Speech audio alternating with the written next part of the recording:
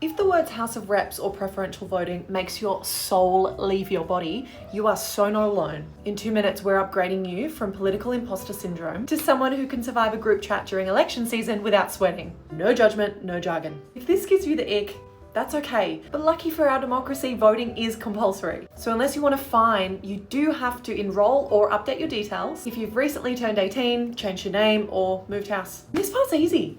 Took me 2 minutes. Just go to this website. Only have until 8 p.m. on Monday the 7th of April. Don't forget. On May 3rd, it's a Saturday, we are showing up to our local polling booths. You can find that on the AEC website as well, closer to the date. And if you're working, you're busy overseas, or you just hate crowds like me, you can do it early. We're voting in the federal election. So we're voting one person into the House of Reps and then a bunch of people into the Senate. So if someone you're thinking of is in your local council or your state parliament, they are not going to be on your ballot this time. Green paper is for the House of Reps. Australia has 150 electorates and you live in one of them. Everybody in your area, they are voting for one MP to go down to Canberra and represent them on a national level. And these are the people buying the most amount of sausages in Australia right now. They're hosting events, they're down at the markets shaking hands, they're sticking signs to every available surface. This is actually a great opportunity to meet them and ask questions and see if they are aligned with your values. Then you've got your white paper for the Senate, and each state gets 12 senators and territories get 2. They don't represent your local area or local issues. They act as like this second filter sitting in the House of Reps in Parliament. The confusing part here is that only half of the senators are up for election this time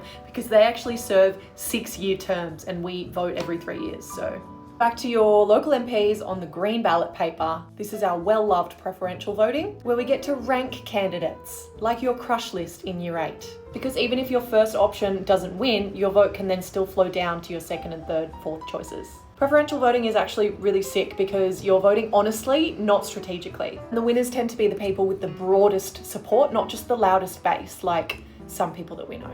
Now for the white paper, back to the Senate, you've got 2 options here. You can vote above the line or below the line. Voting above the line is easier and quicker because you're only voting for the parties. And this is good to do if you generally trust the parties to choose the individuals that are representing you. Voting below the line means you can number 12 individual candidates. This is best if you want to reward specific people, like independents, Greens, or if you're keen to vote outside the 2 major party system. Choosing who to vote for is totally your call, but don't just vote for the names that you recognize. And don't worry, next week I'm going to show you how to go full FBI mode and dig up your local MP's voting history, not just what they slap on a billboard. This is Vote Like You Mean It, because politics isn't just for boomers in purple ties. It's your rent, your climate future, and your right to feel safe and supported. So if you've got a question you were too scared to ask in Year 10 Civics, now's your moment, drop it below and let's figure it out together.